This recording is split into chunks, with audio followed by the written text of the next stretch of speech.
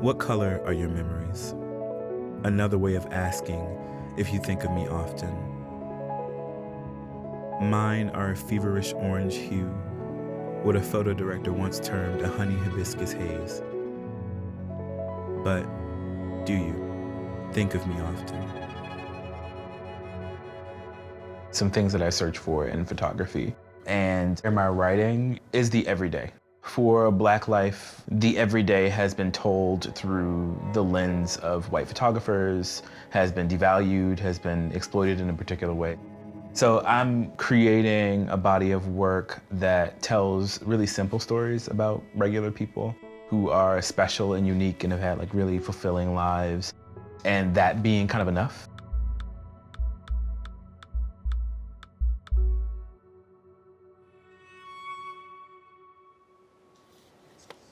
Okay. How you been? I'm good. Yeah? How have you been? I'm good. I'm good. Welcome home. Thank you. It feels good to be home. Mm-hmm. Feels like fall. Are we loaded up?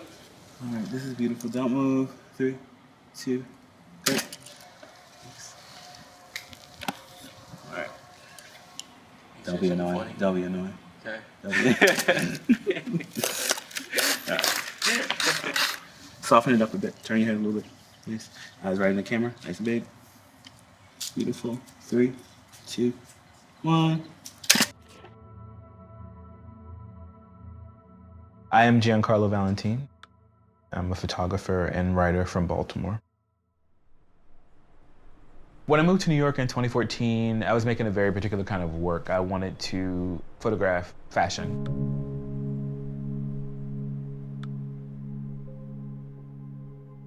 The following year in 2015, when Freddie Gray was murdered, I went to Baltimore for the protests and I just noticed there were cameras everywhere, there was film crews everywhere, people were knocking on people's doors. It just felt really invasive and violent. All the photographers were white. I was chanting as a photographer and as a Black person from Baltimore, but the photographers weren't. They were just kind of focused on the image, and I felt a real strong anger and disconnect from that. That community wasn't being imaged properly. When Freddie Gray died, the one thing that I was really crushed by was like the only photo that came out of him was horrible. It was bad quality. It looked like it was taken, years before on like a phone, and it was it. And I was like, this is the representation of a person's whole life. My work started to shift around then, so I went back and started making portraits, thinking about how everybody kind of deserves to have a nice photo of them. I was offering that service and trying to impose on people how urgent it was to make images.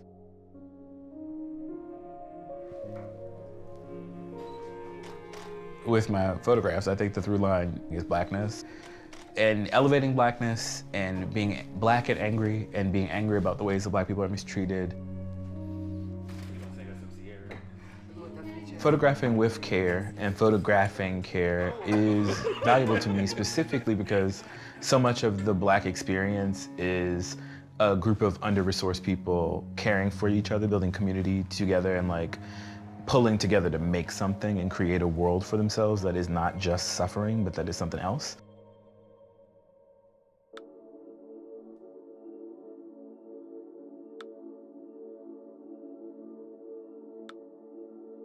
And I think around 2016, people started to take notice of my work in New York.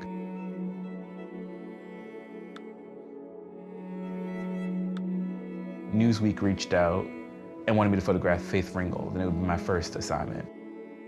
She's like a legendary artist. Got to spend a day learning about her life. It felt like just having tea with a girlfriend out back. And I was so proud of that. And I think I met with the New York Times 3 or 4 months later, and then I started working kind of from there.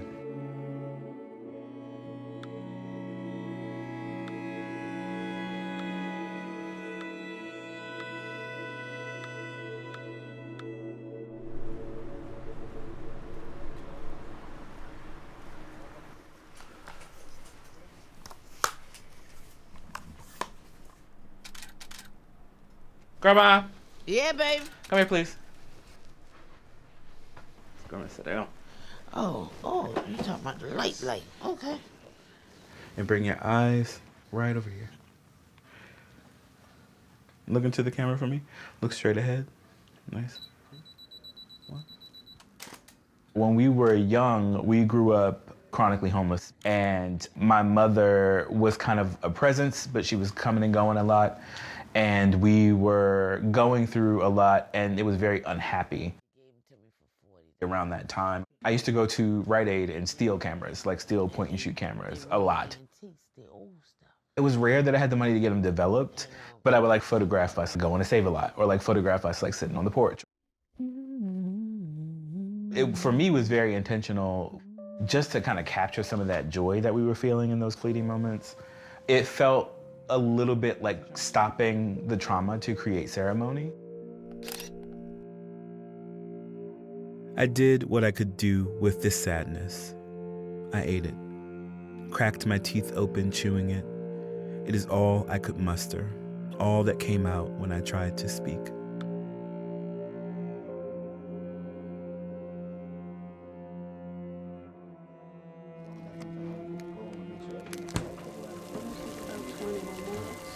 Mommy, look at the camera and put your glasses on your face. Beautiful. I love this hair back. I was gonna tell you to bring it down, but I think it looks nice. You love wearing your hair in a ponytail. You know, as a queer person, my family was really supportive, but school was really tough. And I think because of my queerness, I was ostracized often. So I got lost in television a lot. Those were windows into another world.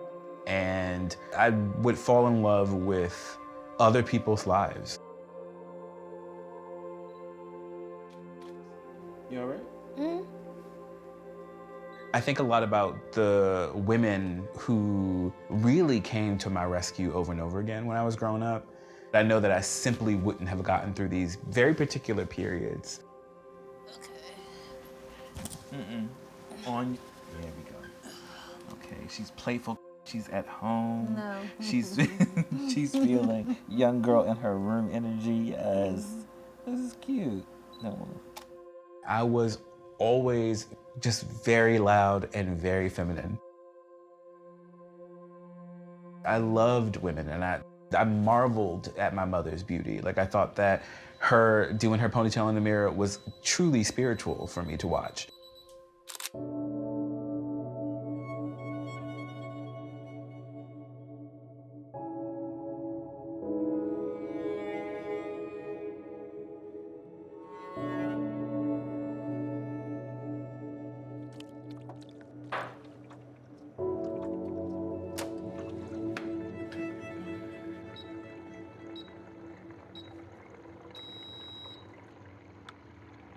I met Reginald in 2019. I was photographing Kamala Harris when she was running for president. And we hit it off, and for years talked about collaborating together. In 2023, decided on me accompanying him and his company, Freedom Reads, to various prisons throughout the country to photograph people on the inside. And this picture that I'm developing now is actually from the first day. And I did not have a perspective, but I was like trying to keep my eyes open to what the culture and the climate was there. It was terrifying. I was like very uncomfortable, like as a queer person in that space. I felt very distant from the people that I was photographing.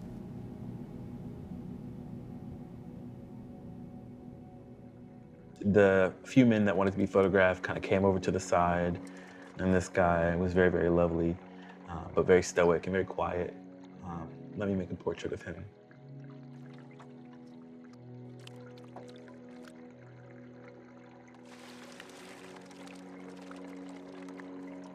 I don't know. It's been a lot to hold. We photograph people indiscriminately, so we don't know anything about what they've done. We have no context for who they are. They simply sign up to come to the event. And we make portraits of them. And we've been able to photograph really remarkable, kind, bubbly, hilarious people who are in prison. And I know that, you know, I don't know, I just found that to be remarkable.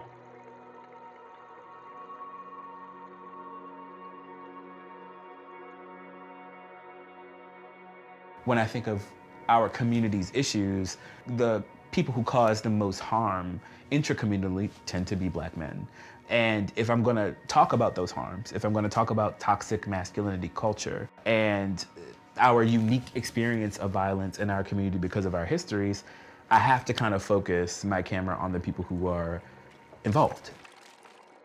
So I photographed Michael B. Jordan and Jonathan Majors for the New York Times, and they went viral. The commentary was like rooted in a very bizarre kind of elementary school homophobia of like, should men even touch?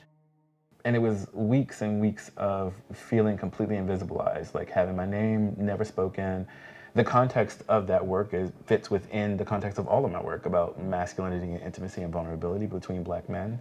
But I think that having a queer photographer would have made it too on the nose, or like the image would have had a different life. It would have been queer already inherently. And then Jonathan Majors got arrested for assaulting his partner, and immediately the narrative switched to, you should stop sharing this photograph, you should take this photograph down. It was nightmarish, it was very depressing.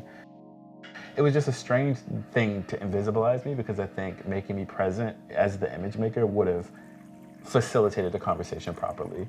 And I think that this idea that Black people, Black men particularly, have to be perfect in order to have value societally, I think my prison project extends to this idea too, because this is the actual place that we banish all of the bad people from society too. It's so strange, the idea that when people go to prison, that it's this cliff that people go off of into a nowhere place. But life happens on the inside, love continues on the inside, families suffer on the outside. So I think, the desire to like disappear this photo is part of the course of the Black American experience of needing to be a perfect person in order to have any real value.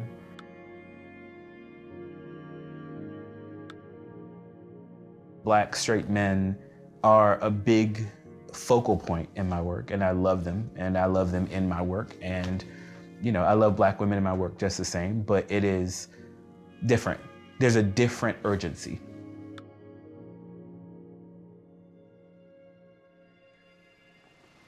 Aww. Look how big. Hello. He got big from last time we saw him, right? Yeah, how old is he now? 6. Okay, it's been 5 years then. Yeah. How you doing, Quest? You ready to get some pictures? You want a banana? Want some granola? What is a granola? I don't know how to explain that. A couple of years ago, I was working on a body of work that was to destigmatize facial tattoos. I was waiting in line at a fish fry place in Harlem, and I saw Jonah, and I went up to him and I was like, hey, I'd love to make a photograph of you. He was like, yeah, right now, let's do it. And I was like, maybe let's schedule a time. I don't have a camera. And so he had to bring Quest, who was only a few months old, with him to the park. It just became one of my favorite images in my archive. So I had the idea to make an updated photograph. 3, 2, good. Hold on. It feels like what is important, that this be a document that is ongoing, that the work is a breathing, living archive, that people are participating and collaborating in the images, that you're building connections that continue for long periods of time. It's affirming beyond anything technical or beauty-based. Quest will grow up with this document, and we'll probably photograph him again and again and grow up with an archive of his own.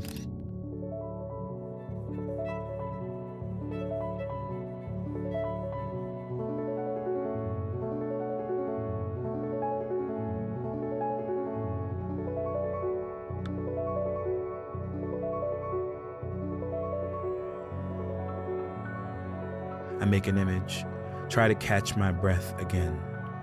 I am breathing with my camera.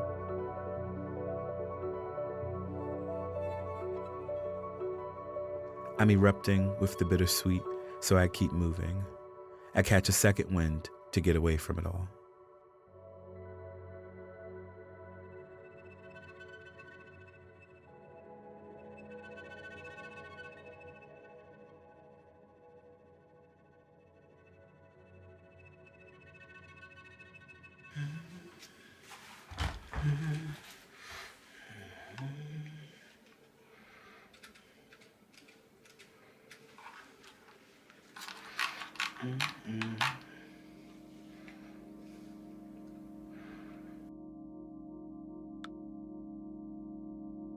Self-portraiture has been this really quiet spiritual practice almost. It is a practice of seeing oneself. There are people who are treated a particular way in society where they don't want you to exist. They do not want queer people to exist. They do not want fat people to even be clothed. People don't even make clothes for fat bodies. Being constantly told that I'm unbeautiful when I know that I'm beautiful, that I'm unlovable and unloved when I know that that's not true. It is a radical act to kind of push back on that every chance that I get. I started this body of work specifically after realizing that I had stopped looking in the mirror, literally. Like that there was a period of years where I had actually disengaged with the mirror. I feel beautiful when I photograph myself, and that is a practice of like reminding myself that I am incredibly beautiful, that I dress really well, that I actively go out of my way to care for my body and for myself. Because it's important for me to know where I have been as an artist. And it is so important to me that I do not disappear.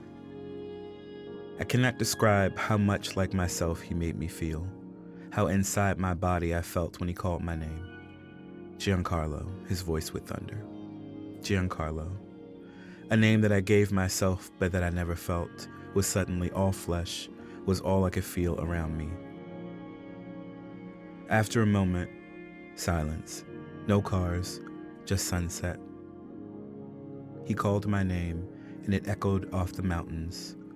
I made a small exposure and the earth held its breath.